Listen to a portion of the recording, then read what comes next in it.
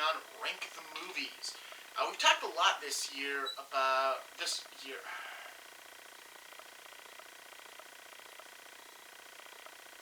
Thank you for clicking on Rank the Movies. We've talked a lot this month about movies I saw for the first time in 2020. I decided to end the month with a movie I saw for the first time in 2021. I get it, we haven't had a lot of 2021, but if you check my live streams that I did, I watched a shitload of movies for the first time already.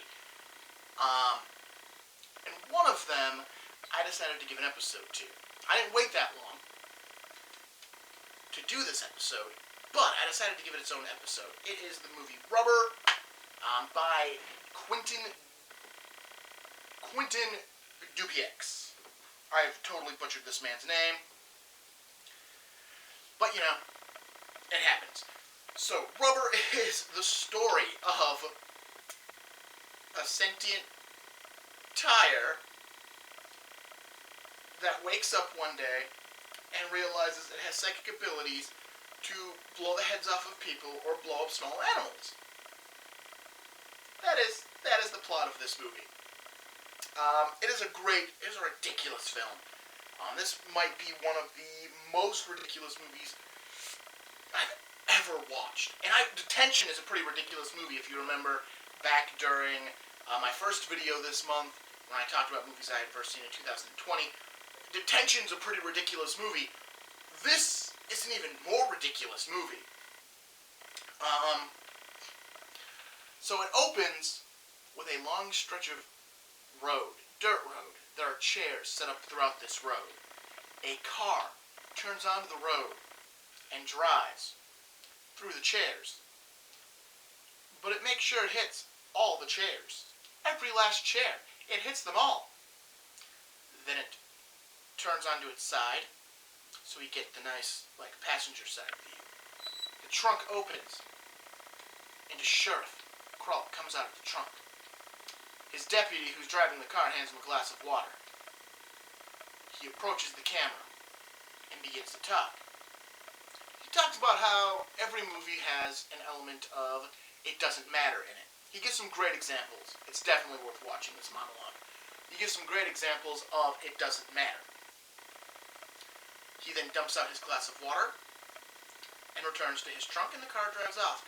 A man who's holding binoculars then hands the binoculars to a group of people in a tied-off area who watched this opening monologue. They then use these binoculars to watch the events of the movie as the tire comes to life. It starts rolling. It rolls over some stuff. It figures out what it can and can't roll over. When it can't roll over, it mind blows up. And then it goes to sleep, and the people go to sleep. The people wake up, they're hungry. Sorry about that, slight technical difficulty occurred with the camera. I'm going to continue. So, the people wake up, they're hungry, but they don't have any food because no one had the foresight. There's one dude in a wheelchair who has been watching the tire even as it's been sleeping. The people make a lot of comments. It's really funny to listen to these people, talk about what's going on. Because right now, nothing's really going on except the tire. The tire eventually sees a car. It makes it stop. It looks like it's about to go interact with the person when another truck comes through and hits the tire. The tire then follows the car it stopped, and the woman who's driving it, to a motel, where he tries to spy on her taking a shower, which then cuts to the people commenting on the woman's how attractive the woman is, and how they think she's attractive, or other people don't think she's attractive. It's a pretty, it's kind of exactly how people talk. And then there is the moment of, hey, we're trying to watch, can you shut up? So they really are supposed to be like spectators watching a movie. The tire ends up going into the room next door and watches TV. From there, the tire murders some people. The audience is given a turkey to eat, which poisons them, and they die except for the dude in the wheelchair. The cop shows back up from the start of the movie, who basically says, "Okay, we're done because the audience is dead. We don't need to keep doing this."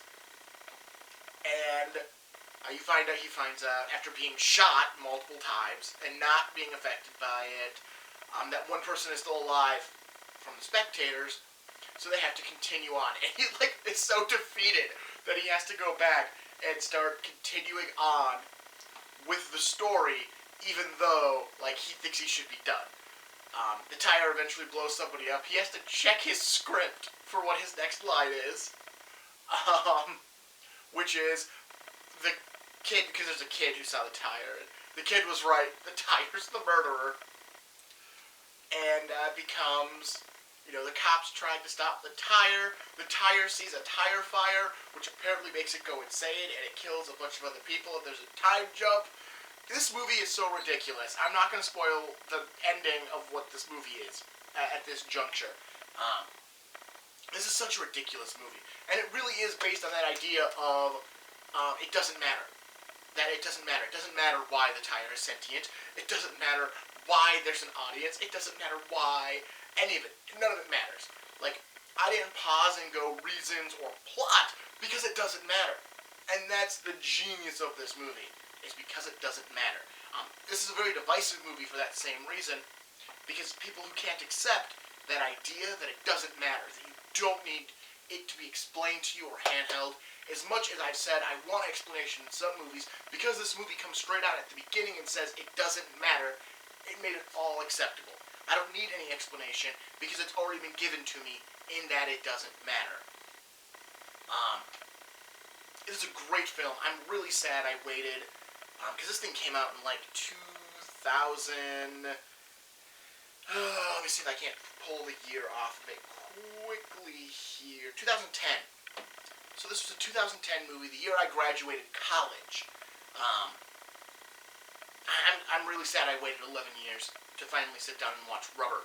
If you've never seen it, definitely check it out. It is worth it. And again, it's less than an hour and a half. So the time commitment on this movie isn't that much, but the ridiculousness of it, it's worth it. It's worth it just for that. So check out Rubber.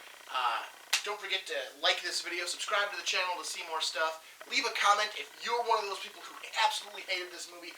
Please tell me why, because I'm genuinely curious why someone would watch this movie and not enjoy it, even for its stupidity.